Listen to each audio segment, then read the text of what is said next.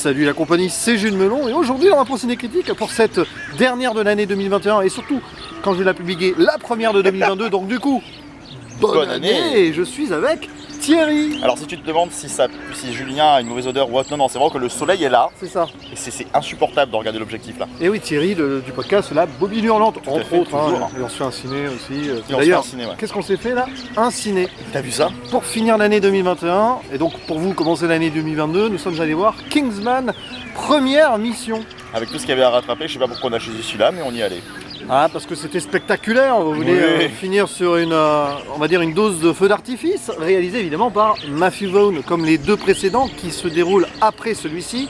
Ici c'est une sorte de préquel origin story. C'est ça. Voilà. Avec au casting, alors là, festival, hein, Ralph Fiennes, alias Voldemort, même s'il y a un autre Voldemort dans le film. Hein. Voilà. Gemma Arterton qui joue Polly, la gouvernante. La super nanny. Super nanny, c'est ça. Rhys Evans qui joue Rasputin.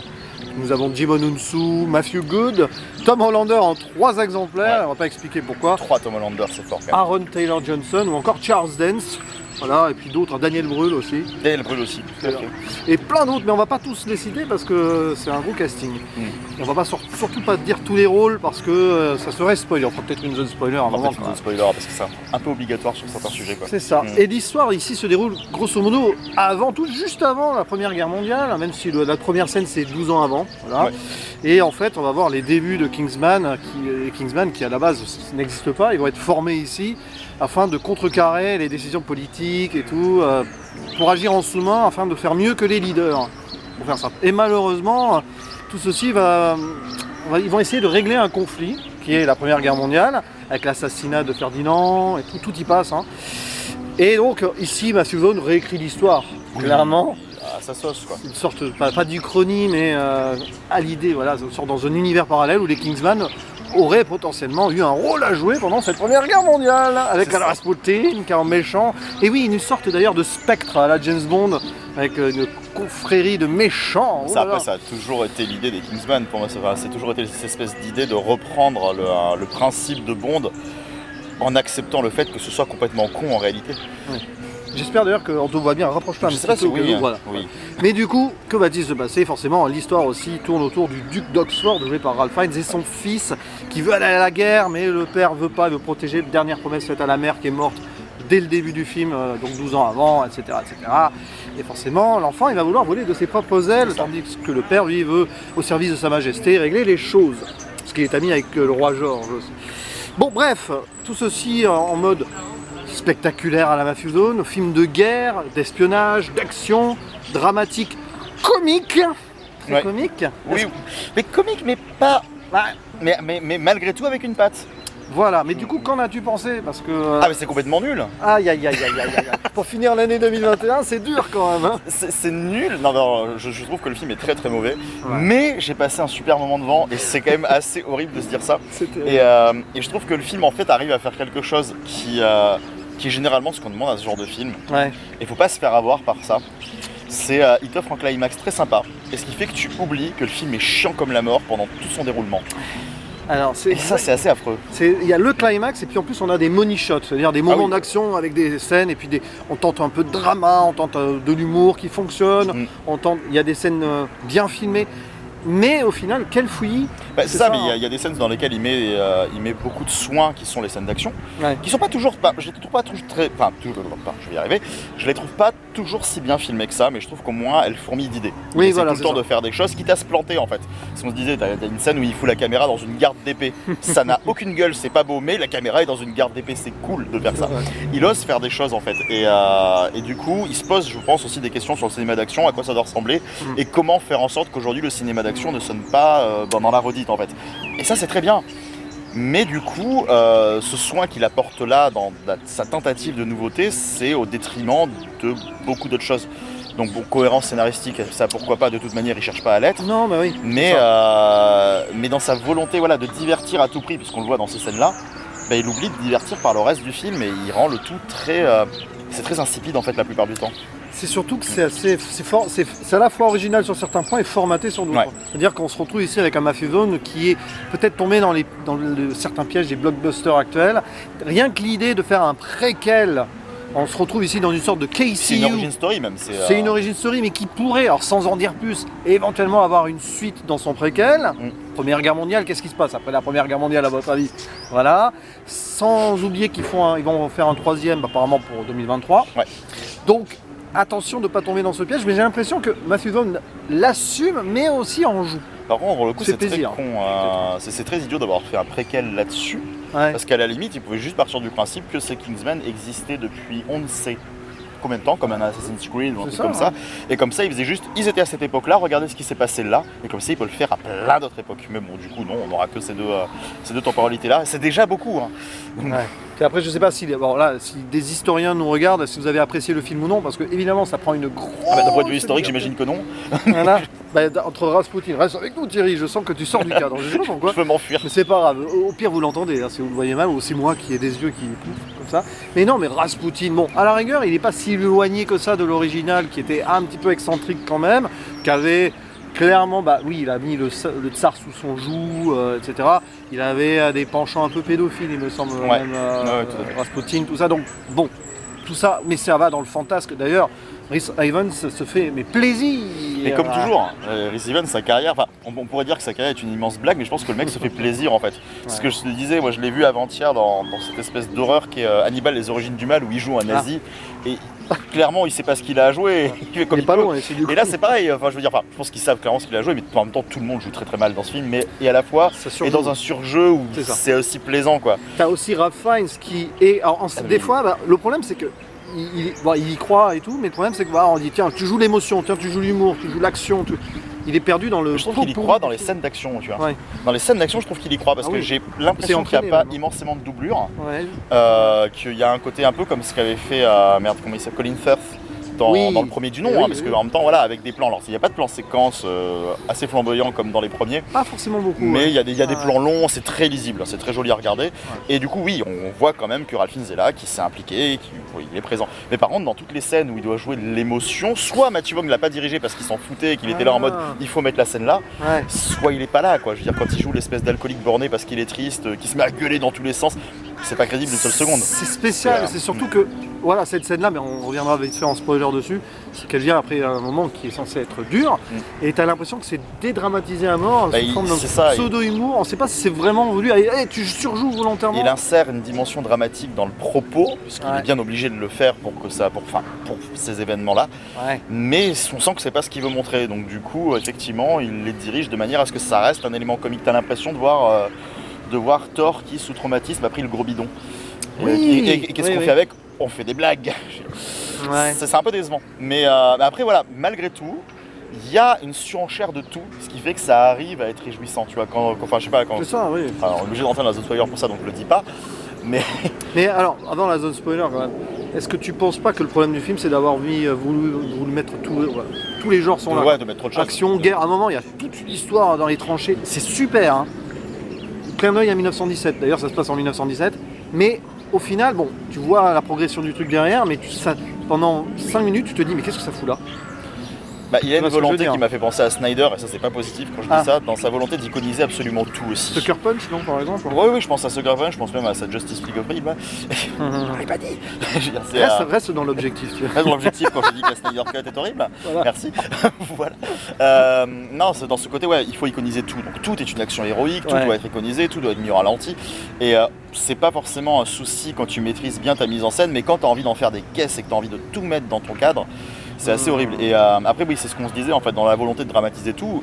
En soi, on a l'impression qu'il veut dédramatiser le truc, mais il insiste tellement sur son propos, puisqu'il y a tout un arc qui est l'arc limite principal au début du film, parce qu'on pense que tout va tourner autour de Ralph Fiennes et de son gosse, de la relation au père et Il y a eu la guerre au début, attention, moi j'ai perdu des proches, donc je t'affligerai pas ça. C'est thématique intéressante, hein, d'ailleurs. Thématique intéressante, mais du coup, il l'appuie pendant une bonne heure 30 de film, quoi. C'est et on en oublie l'intrigue principale. Le papa, je veux aller à la guerre. Non, t'iras pas parce que j'ai dit que t'iras pas. Et papa, je veux y aller. Oui, mais c'est vrai d'ailleurs, le fils, il veut juste aller à la guerre pour s'émanciper personnellement, mais bon. Voilà. Mais du coup, c'est toute cette thématique-là, ils la remettent au contour. Enfin, ça suffit. Hein, on a compris en fait qu'il est traumatisé, qu'il veut pas que son fils subisse les mêmes problèmes, et on a l'impression que là-dessus, Matthew Vaughn nous prend pour des cons.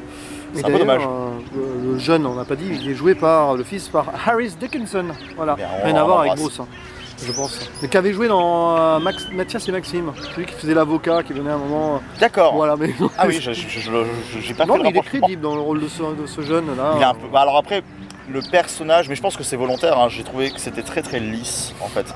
Du coup, je comprends dans une certaine manière que ce ne soit pas au final le personnage vraiment principal. Je pense qu'il est lisse pour montrer ici, c'est la société qui le rend lisse parce qu'il est proche de mourir pour sa patrie et tout, et il y a peut-être cette critique là. Mais du coup, c'est vrai qu'effectivement, il n'aura pas l'étoffe qu'on veut donner, qu'on donne au final au personnage de Ralph Fiennes. Et avant la zone spoiler, on peut aussi regretter que par exemple le personnage de Polly, joué par Gemma Arterton, soit un petit peu trop cantonné alors qu'on aurait pu aller plus loin, même si elle fait à un moment une action forte. Oui, non. Mais bon, elle fait des gâteaux. Heureusement, ils la mettent un peu à des moments cruciaux de l'intrigue. Parce que c'est vrai que quand on te la présente au tout début en disant elle va faire un bon gâteau pour empoisonner le gars, celui-là il fait ah oui, vous êtes la daddy, vous savez bien faire les gâteaux. Tu fais putain vraiment. C'est un peu insisté. Alors quand t'es là, on te dit elle fait quand même partie d'un bureau d'investigation, elle est quand même capable de déchiffrer des codes, elle est capable de tirer au fusil sniper sans problème, elle est super forte. Ouais. Donc vous êtes obligé de la cantonner au gâteau. Je sais pas s'il y a une tentative d'humour là-dessus, mais bon, enfin bon. Oh, peut-être une tentative de s'inclure dans son époque en disant qu'à l'époque la guerre c'était pour les garçons et que du coup c'est pour ça que c'est la seule femme. Pourquoi pas? Je veux dire, je vais pas l'accuser de sexisme non plus à tout va, tu vois, je le fais déjà trop souvent.